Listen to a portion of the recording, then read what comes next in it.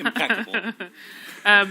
And you've been since you've joined Bloomberg as our director of U.S. economic research. It's been fantastic, along with Anna Wong, who is also an old hand from the Fed.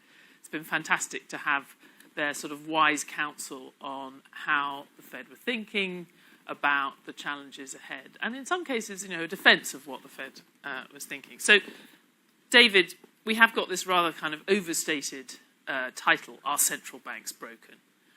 Let me just ask you, central bank forecasts, like most economic forecasts, are almost always wrong. And when central banks are wildly wrong, they're usually wildly wrong, no more wildly wrong than the consensus.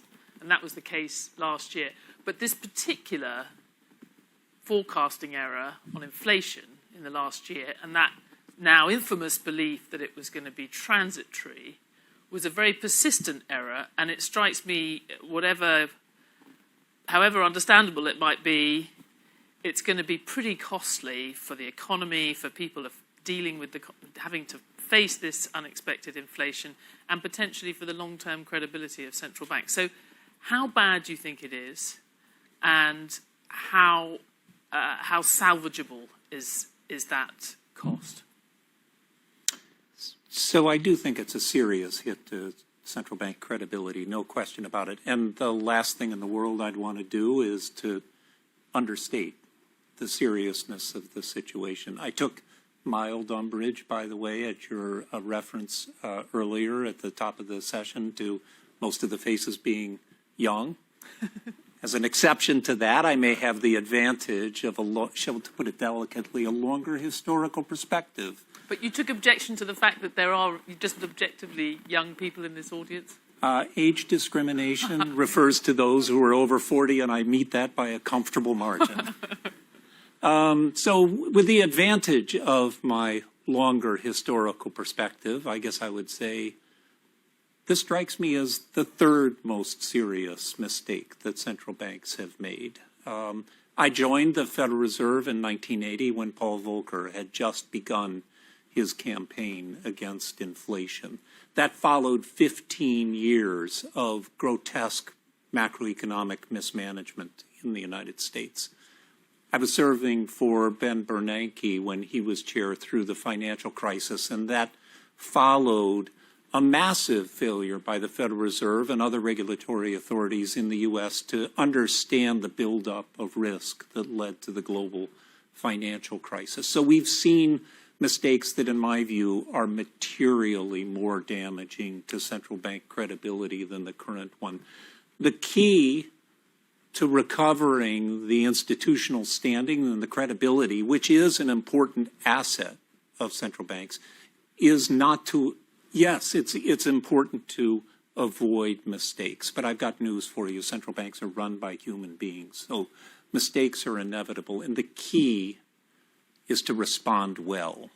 So how did Volcker respond well? He responded well by understanding that Arthur Burns was wrong when Burns declared defeat against the ability to control inflation. How did Ben Bernanke respond well? He did so by undertaking massive and unprecedented actions to salvage the global economy from what I truly believe would have been a second Great Depression. So I think the lesson is, for today's central bankers around the world, is they jolly well better respond well to this current situation. And if they do, and if inflation comes back to target, then their reputation eventually will be restored. And right now, is there anything that you see in the response, at least in the last few months, which is not what you would have done? I mean, that you, in terms of responding well so far, would you say, given everything, they've responded well? So post-pivot, I should say. Yeah, I have, look, I have a strong sense of there, but for the grace of God go I, because I too missed how serious inflation was going to be. There's an apocryphal saying that often is attributed to John Maynard Keynes that goes something like, I'm going to give the gender-neutral version of it, when the facts change, I change my mind, what do you do? So I think one thing that the Federal Reserve, the Bank of England, the ECB have done incredibly well is to change their minds in the face of rapidly changing circumstances. Most human beings retreat into excuse making, into blame shifting, and finger pointing. Just think back about your own experience for issues that are much less consequential than monetary policy. With a spouse, partner, good friend, when something goes wrong, how often do you resort to that? And that's a private matter, just between you and that other person. And governors of central banks have to change their mind in front of a world spotlight. So it's an incredibly difficult job, and I think on the whole, central banks have done that extremely well. I'm not sure I see the parallel, because I know in the case of our household, it is always my partner who's got it wrong. This may be a foreign experience, but as I'm constantly reminded, that's not the case in the Wilcox household. And I suspect my partner might disagree. When we sort of think, we've talked quite a lot about things that are different now than at least in the sort of adult memory of a lot of people here. And I am struck it's the last 30 years, it's the last 25 years that many central banks have got their independence, and certainly in the UK have been targeting inflation, and that was there was a different dynamic between central banks and governments that came out of that, with the reins being put firmly in the hands of technocrats at central banks. But it's striking that for most of that period, most of the things that central banks have had to do have involved either not doing very much at all, or giving emergency support to households and cutting interest rates, or supporting the financial sector, doing things to support growth and employment in the face of shocks like COVID or global financial crisis. This is the first shock, at least in this era of independent inflation targeting, where they're really having to go the other way. They're actually having to take support away and make a painful situation for households even worse. So I just wonder, when you look at these central banks, are they ready for what that implies? That just a potentially much greater unpopularity with politicians and households. Yeah, I think it's a good question, and it's worth worrying about. Central bank independence is something that I think contributes to good economic performance, and I'm a confirmed believer in the importance of independence. So it's something I worry a lot about. I guess I would respectfully push back a little bit on the premise of the question.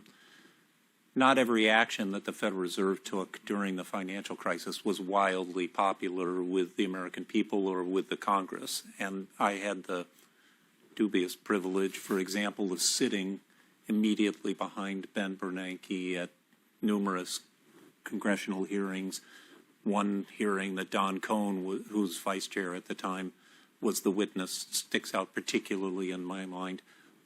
The vitriol coming from the dais was just unbelievable, almost impossible to overstate that somehow that kind of language was acceptable in the public square. So the bailout actions that the Fed took didn't directly hurt American households, but boy, if they were looking to do something popular, that's not what they would have done.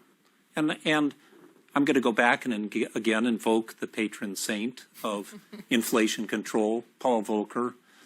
Admittedly, Paul Volcker came before the era of formalized inflation targeting, but he really did take the Federal Reserve from a position of being deeply suspect, as it was under Arthur Burns, of being too influenced by elected politicians, and he moved it into, he was really the precursor that moved it into the era of central bank independence. He was central bank independent before central bank independence was cool. And, we had this kind of, all of the major central banks have had sort of reviews, or certainly the European Central Bank and the Federal Reserve had these reviews of policy kind of just on the eve of the COVID crisis, more or less, and it was coming on the back of a long period where they were persistently undershooting inflation, and they adapted their framework to that to make it more likely that they'd hit their inflation target. And now it feels like they did that at just the wrong time, because it feels like we've gone into an era where the problem is going to be the reverse, that they're going to be overshooting inflation. Do you think we do have the right tools in place? You know, I think so. Nobody can know for sure. But what I'd like to do is throw this conversation forward 3 or 4 years from now and imagine a world that may be difficult to perceive today, but it's one I think is quite realistic. So in this world, 3 or 4 years from now, inflation is back at 2%. Employment and output are fully recovered from the recession that I think is a much better than even odds bet. So what I'm describing is the new steady state. I think the best bet is that in that new steady state, neutral interest rates are going to remain uncomfortably low. And in that world, the predominant and asymmetric risk that central banks are going to face is they won't have adequate firepower to fight a next moderate or more severe recession.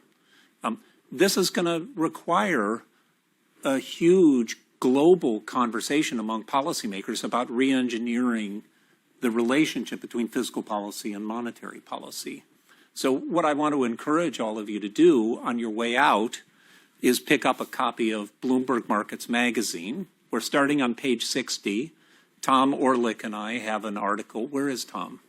Tom Orlick and I have an article that puts forward one proposal for how to re-engineer the relationship between fiscal policy and monetary policy. And especially since Tom is out of the room, I'm pleased to announce that Tom is going to be in the autograph booth just outside the auditorium, and he will sign your article of how to do this. But on a serious note, there's going to need to be a new relationship of cooperation between monetary and fiscal policy. If I'm right, that neutral interest rates 3 or 4 years from now, once the dust has settled, remain uncomfortably low.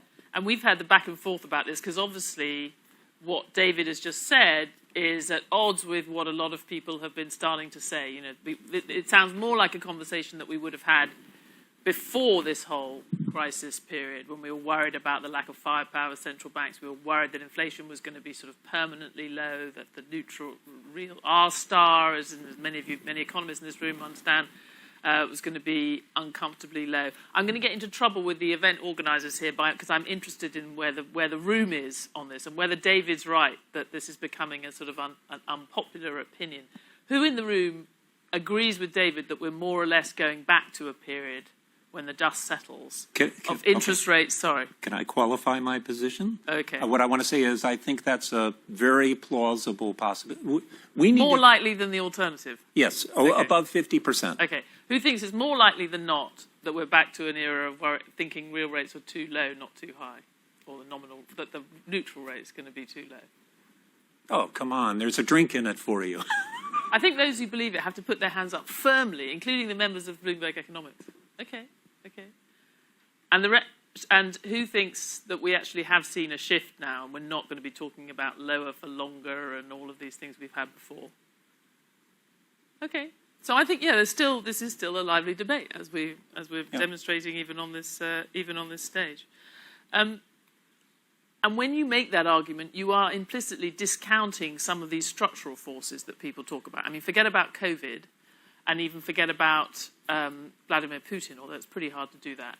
But there's a lot of arguments that say structurally we're entering a period of higher prices for workers because of demographic change, for energy, for the transportation of goods around the world because of the potential deglobalization of supply chains. You don't think any of that is going to... You think it's more likely than not that those things will not change the basic picture? Of all the factors that people mentioned, I think the one that gives me greatest concern is the decoupling of economic systems across the globe. I think that's we have been the beneficiaries for decades of a general mindset that economic yes, competition, but ultimately coordination and cooperation is a better approach. And I really do worry that fundamental precept of the global economy is not going to be at work in the years to come. And that could, on the margin, I think that could make the world, I think, Yep. more expensive. That's certainly what we hear from businesses. Okay, so we've had mention of a lot of central banks and a lot of challenges today. I know that you think a lot about your former colleagues at the Fed, who are grappling, Jay Powell and others, grappling with what's in front of them and how to bring inflation back down, for starters.